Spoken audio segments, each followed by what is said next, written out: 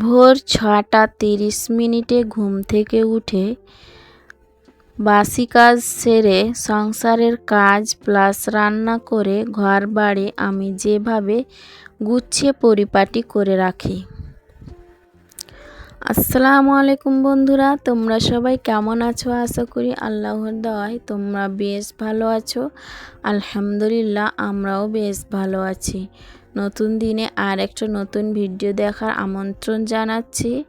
তো আমার ভিডিওটি প্রথম থেকে শেষ পর্যন্ত দেখার অনুরোধ রইল। তো একটা ছোট্ট লাইক দিয়ে কিন্তু আমার ফুল ভিডিওটা কন্টিনিউ করবে। তো সকালে উঠে কিন্তু আমি কাজে লেগে পড়েছি, কারণ মেয়ে কিন্তু ভীষণ জ্বালাতন করছে। মেয়েকে রেখে কিন্তু কাজ করা হচ্ছে না। তো আমি এখন ঝটপট করে কিন্তু কাজগুলো করে নিচ্ছি। তো রাত্রিবেলায় কিন্তু কোনো রকম সব কিছু ঝাড়ঝাঁটা দিয়ে কিন্তু রেখেছিলাম, কারণ অসুস্থ থাকলো, ভালো থাকলো, খারাপ থাকলো, কিন্তু ওই অবস্থায় আমি কিন্তু সব কিছুই পরিষ্কার পরিচ্ছন্ন করে রেখে ঘুমাতে যাই। না হলে মনে শান্তি আসে না, ঘুমও আসবে না যে আমার কাজ পড়ে আছে। আর যদি অলসতা করে কোনো রকমভাবেই কিন্তু করে নিয়েই থাকি, অলসতা করে যদি শুয়ে পড়ে যাই কিন্তু তার পরের দিনে আমাকেই করতে হবে। তো একটু শান্তিভাবে ঘুমাতে যেতে পারি, সেই কারণেই কিন্তু আমি সব কাজ সেরে কমপ্লিট করে কিন্তু ঘুমাতে যাই। তো ভিডিওর শুরুতেই বলবো, যে যেখান থেকে এই মুহূর্তে আমার ভিডিওটা দেখছো, আশা করব একটা ছোট্ট লাইক দিয়ে আমার ফুল ভিডিওটা কন্টিনিউ করবে, কারণ তোমাদের একটা ছোট্ট লাইক আমার ভিডিওটা অনেক দিদি বোনেদের মাঝে পৌঁছে যেতে সাহায্য করবে। তাই আশা করব একটা ছোট্ট লাইক দিয়ে আমার ফুল ভিডিওটা কন্টিনিউ করবে।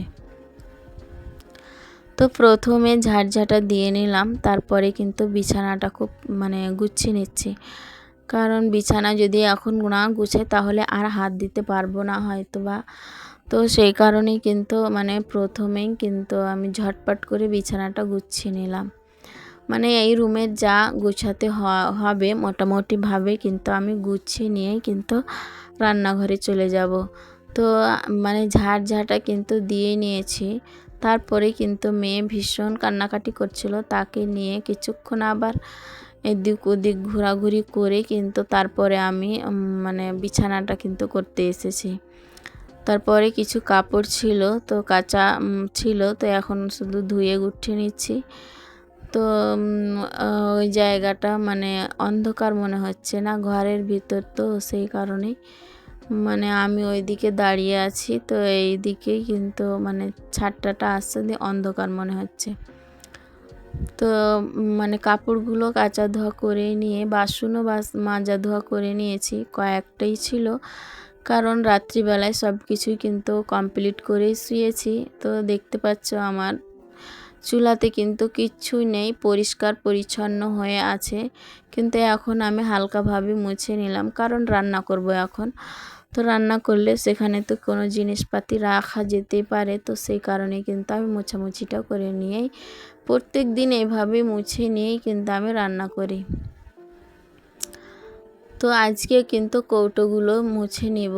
তো কৌটোগুলো ভীষণ খারাপ হয়ে যায়নি, কারণ হালকা ধুলোবালি এসেছে, ওই বাতাস হচ্ছে, বৃষ্টি হচ্ছে, সে কারণে উড়ে কিন্তু ধুলোগুলো এসেছে। আর এগুলো তো মাঝে মধ্যে বলবো না, প্রত্যেক দিনই কিন্তু হালকা হাতে এগুলোকে মুছে নিয়েই থাকি। তো সেই কারণেই কিন্তু অতটা খারাপ হয়নি। তো এখন আমি একটা কাপড় দিয়ে কিন্তু সব কিছুকে মুছে নিয়ে আবার জায়গার জিনিস জায়গায় গুছিয়ে রাখবো। তো মেয়ে তো অসুস্থ ছিল, বলেইছিলাম, তোমরা তো জানো।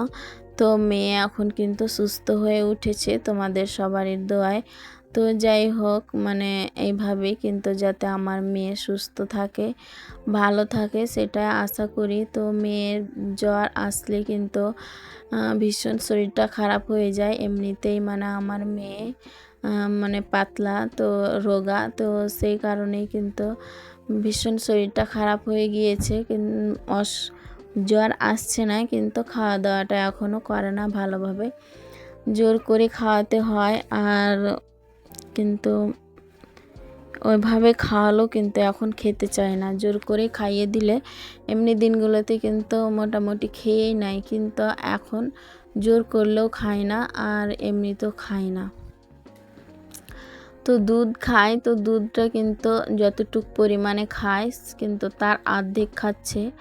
তো যাই হোক, এভাবেই কিন্তু আস্তে আস্তে সুস্থ হয়ে উঠবে, এটাই আশা রাখছি। তো এখন আমি রান্না করতে কিন্তু চলে এসেছি।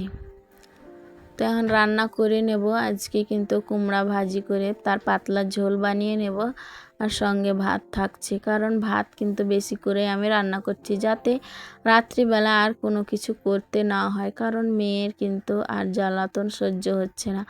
মেয়ে হয়তো দুষ্টুমি করবে, তো তখন আর পাবো কি না, সেই কারণেই কিন্তু আমি বেশি করে রান্না করে নিচ্ছি। শুধুমাত্র ডিম অমলেট টমলেট কিছু বানাতে হলে কিন্তু রাত্রিবেলা বানিয়ে নেব। তো আজকে কিন্তু মাছ মাংস কিছু নেই, এই একটাই তরকারি, তো এটা রান্না করে নেব। আর হাজব্যান্ড যখন বাড়ি আসবে তখন খাওয়ার টাইমে তখন ডিমের অমলেট বানিয়ে নেব, কারণ এখন কিন্তু ঠান্ডাও হয়ে যাবে আর ওইভাবে কিন্তু খেতে চায় না। তো সেই কারণে এখন অমলেটটা কিন্তু বানাবো না, হাজব্যান্ড আসবে খাওয়ার টাইমে তখন কিন্তু বানিয়ে নেব। তো এখন আমি এইভাবেই কিন্তু একটাই তরকারি আর ভাত রান্না করে নিচ্ছি।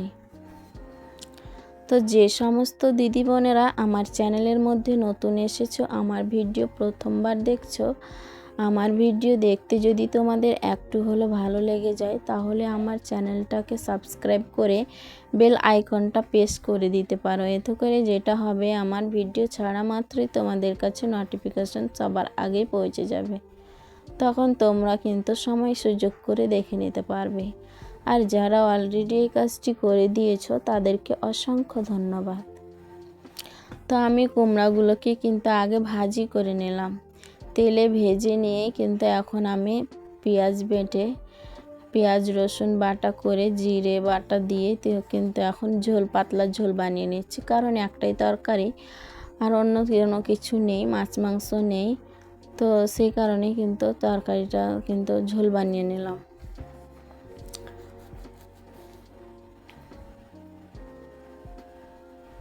তো এখন আমি আবার চলে এসেছি বেডরুমে, এখনও কিন্তু গোসল করিনি, কারণ বেডরুমে এসেই কিন্তু এই সেলফের এই একটা তাক কিন্তু আমি মুছে কমপ্লিট করে নিয়ে কিন্তু গোসল করতে যাব। তো ওপরের তাকটা আমি মুছে নিচ্ছি, এখানে খাবার দাবার থাকে আর মেয়ের ওষুধ ডেলি ব্যবহারের জন্য হাতের মাথায় রাখি, যে বিছানার ধারে, যাতে করে সময় মতো সুযোগ পেয়ে জেনে খুব তার ঝটপট নিতে পারি, হাতের মাথায় যাতে থাকে।